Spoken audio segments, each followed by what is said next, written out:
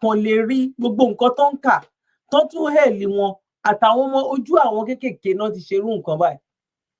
kó tó di pé bàbá Bọ́lá Ahmed Tinubu tó ti débẹ̀ nírú nǹkan báyìí ti ń ṣẹlẹ̀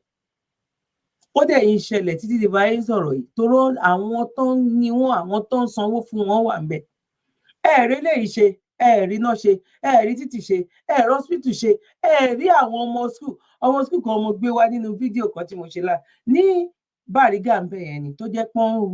ó ń ru àpótí lọ sí skul ni ìwọ ìyá òbí ọmọ ìwọ ló máa sanwó kí ni yàtọ̀ sí wall ògiri tó wà ńbẹ̀ nìkan ló jẹ́ pé bóyá ó débẹ̀ ní